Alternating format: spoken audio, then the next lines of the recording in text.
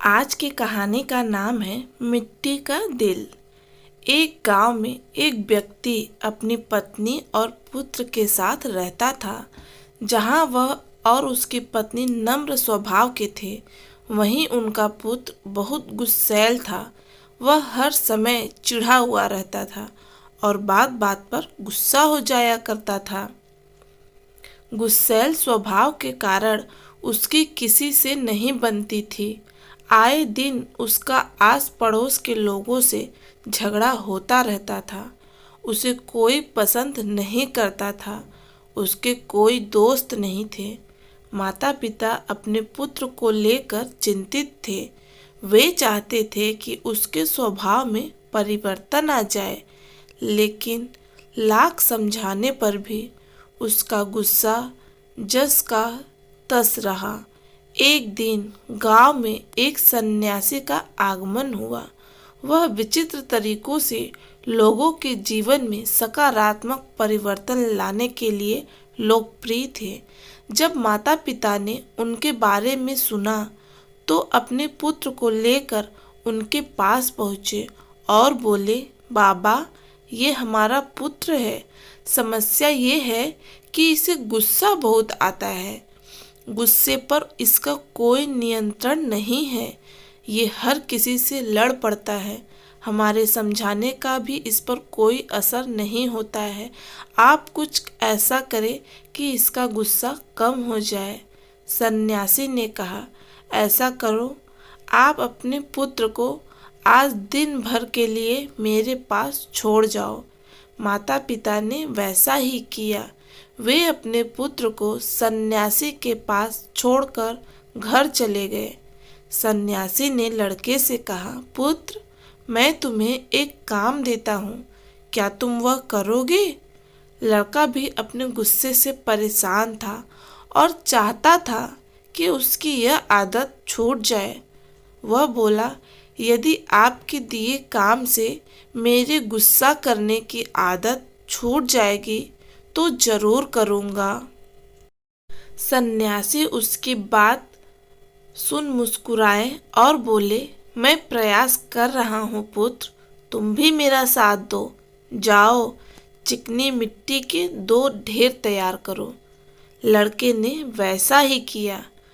तब सन्यासी ने कहा, अब इस मिट्टी से 2 दिल तैयार करो। लड़के को यह काम कुछ अजीब लगा, लेकिन वह सन्यासी की बात मानकर मिट्टी से 2 दिल तैयार करने लगा। दिल बनाते समय कई बार उसके मन में कई बार झुंझलाहट आई। वह सोचने लगा कि मैं यहाँ अपनी गुस्सा करने की आदत छोड़ने आया हूँ और इस सन्यासी ने मुझे किस काम में लगा दिया है। इस तरह तो मेरा गुस्सा खत्म होने की जगह बढ़ जाएगा। लेकिन उसने किसी तरह काम करना जारी रखा और मिट्टी के 2 दिल तैयार कर लिए।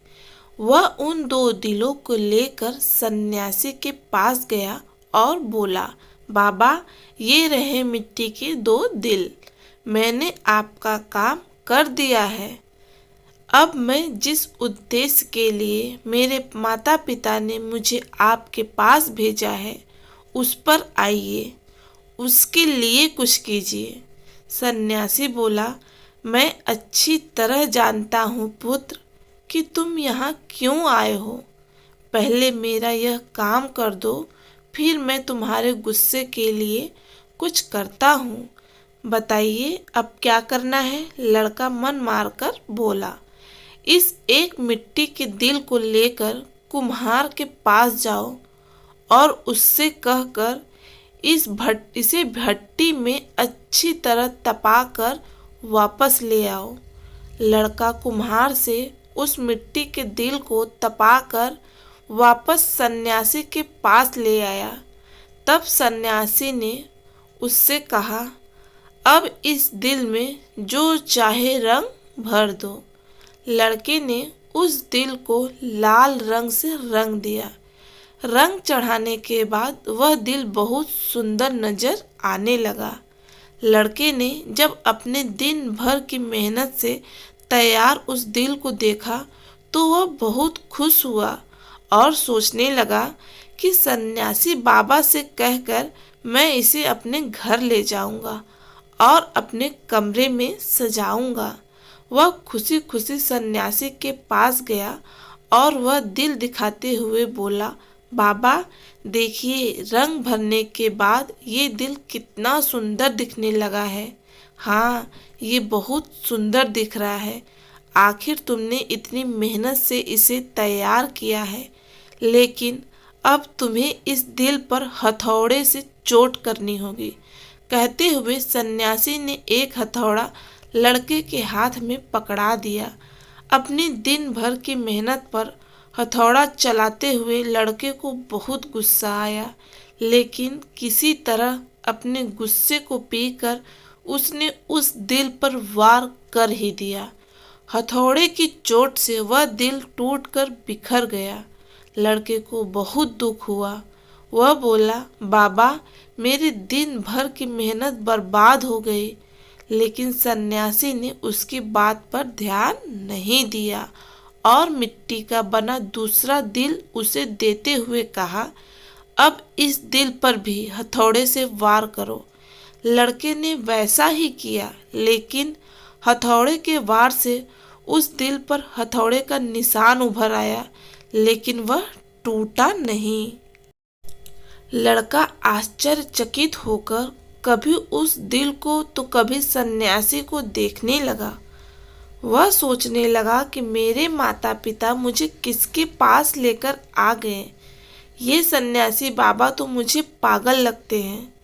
वह बोला, मेरा पूरा दिन यहाँ बेकार के काम में चला गया। अब मैं यहाँ एक क्षण भी नहीं रुकने वाला। मैं जा रहा हूँ। ठहरो, सन्यासी ने उसे रोका। आज दिन भर तुम्हें जो काम किया उसका वास्तविक अर्थ तो समझते जाओ। लड़का ठिठक गया।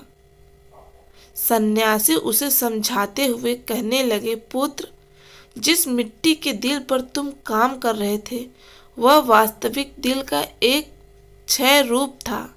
जैसे तुम मिट्टी के दिल को आग की गर्मी में तपाया, वैसे ही अपने दिल को भी क्रोध की भट्टी में तपाते हो। तुम्हें ऐसा लगता है कि इस तरह तुम इस दुनिया के सामने मजबूती से खड़े हो, लेकिन ऐसा नहीं है। जीवन रूपी हथौड़े का एक वार भी तुम्हारा कठोर हो चुका दिल झेल नहीं पाएगा और चकनाचूर हो जाएगा।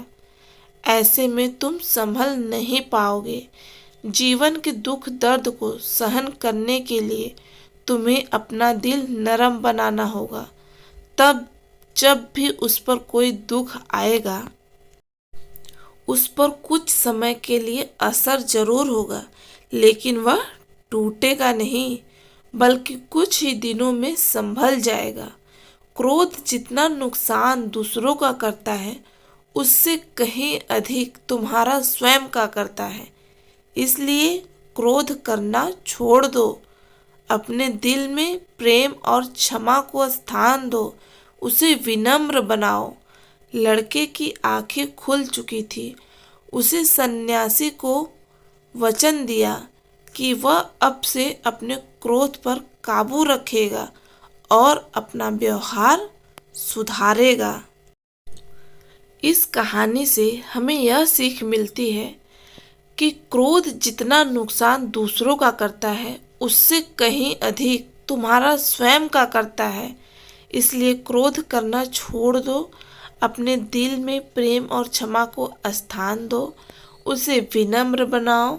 सबसे मिलजुल कर प्यार से रहो। तो ये थी हमारी कहानी।